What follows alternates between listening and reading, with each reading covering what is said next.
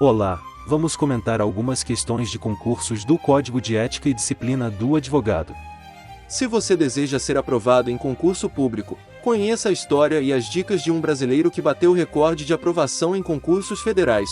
Clique no primeiro link na descrição. Agora vamos para o episódio de hoje.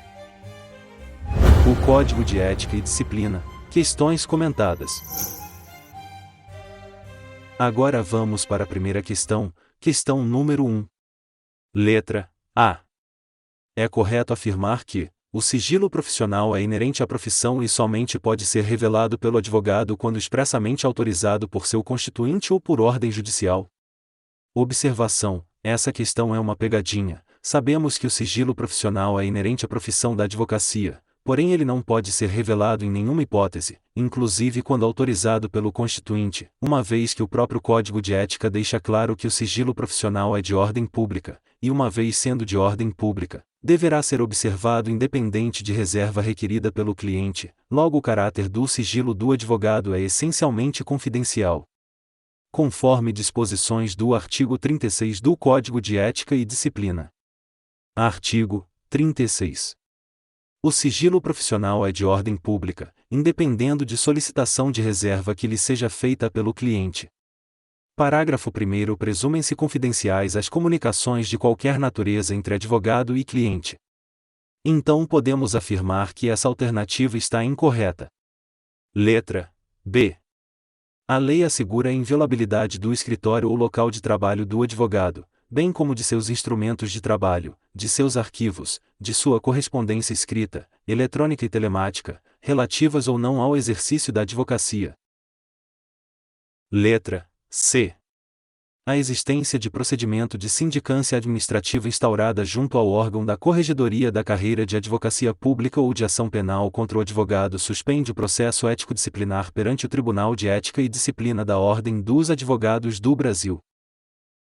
Esta questão está errada, pois não há tal previsão no Estatuto.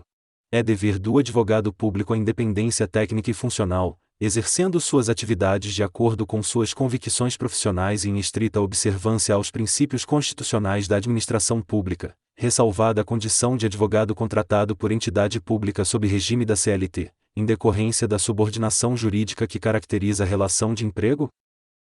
E está errada. A independência técnica e funcional do advogado é uma prerrogativa, é a liberdade e autonomia que o advogado possui para aplicar os atos, meios e prazos.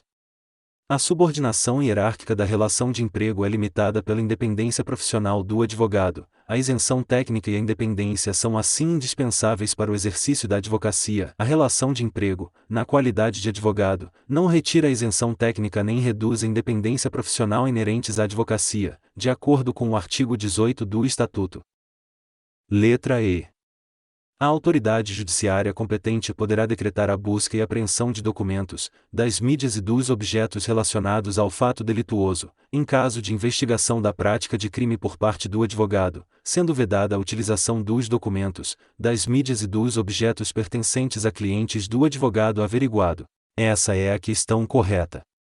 Presentes indícios de autoria e materialidade da prática de crime por parte de advogado, a autoridade judiciária competente poderá decretar a quebra da inviolabilidade de que trata o inciso 2º do caput deste artigo, em decisão motivada, expedindo mandado de busca e apreensão, específico e pormenorizado, a ser cumprido na presença de representante da OAB, sendo, em qualquer hipótese, vedada a utilização dos documentos, das mídias e dos objetos pertencentes a clientes do advogado averiguado, bem como dos demais instrumentos de trabalho que contenham informações sobre clientes, de acordo com o artigo 7º, parágrafo 6º do Estatuto. O advogado tem imunidade profissional, não constituindo injúria, difamação ou crime de desacato qualquer manifestação de sua parte, no exercício de sua atividade, em juízo ou fora dele, sem prejuízo das sanções disciplinares, perante a OAB, pelos excessos que cometer. Errado. A solução da questão exige o conhecimento acerca dos direitos do advogado previstos no título 1º, capítulo 2º do Estatuto da OAB. Essas prerrogativas ou direitos não se tratam de privilégios dados aos advogados, é na verdade um direito indispensável para o exercício da profissão. O advogado tem imunidade profissional, não constituindo injúria, difamação ou desacato puníveis qualquer manifestação de sua parte, no exercício de sua atividade, em juízo ou fora dele, sem prejuízo das sanções disciplinares perante a OAB, pelos excessos que cometer, de acordo com o artigo 7º, 2 do Estatuto da OAB. A imunidade profissional é uma das prerrogativas para o advogado poder exercer com autonomia a sua função, por isso não pode lhe responder penalmente pelas suas manifestações, palavras e atos que possam ser considerados ofensivos no exercício da advocacia. O exercício da advocacia, mesmo em causa própria, é incompatível com o exercício como membro de órgão da Justiça Eleitoral oriundo da classe dos advogados.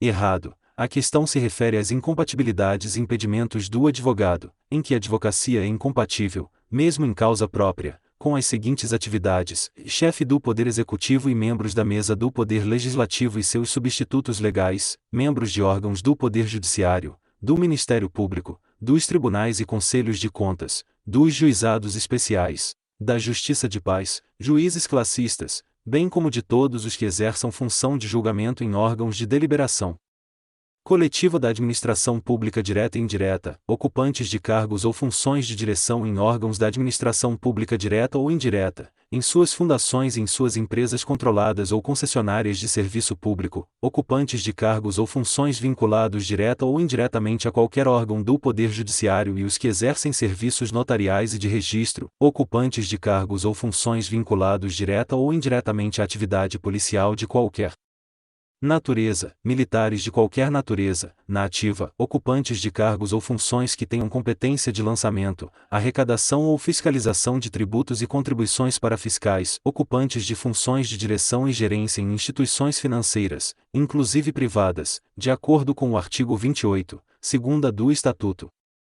Porém, quanto ao inciso 2º, que trata dos membros de órgãos do Poder Judiciário, do Ministério Público, dos tribunais e conselhos de contas, dos juizados especiais, da Justiça de Paz, juízes classistas, bem como de todos os que exerçam função de julgamento em órgãos de deliberação coletiva da administração pública direta e indireta, o STF, excluiu da interpretação os membros da Justiça Eleitoral e os respectivos juízes suplentes não remunerados, ou seja, não estarão estes impedidos de exercer a função de advocacia mesmo que em exercício como membro de órgão da Justiça Eleitoral oriundo da classe dos advogados. Agora é a sua vez. Analise a questão abaixo, e deixe a resposta nos comentários.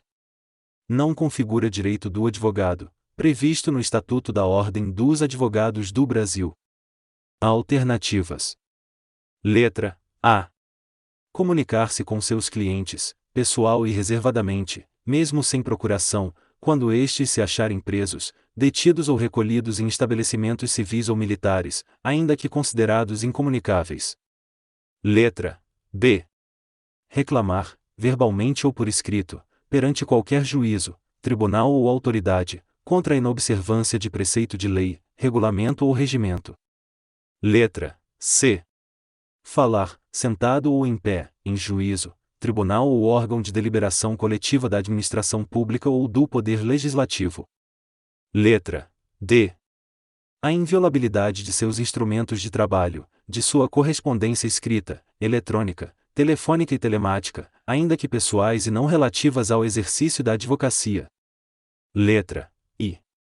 Examinar em qualquer repartição policial, mesmo sem procuração, autos de flagrante de inquérito, findos ou em andamento, ainda que conclusos à autoridade, podendo copiar peças e tomar apontamentos.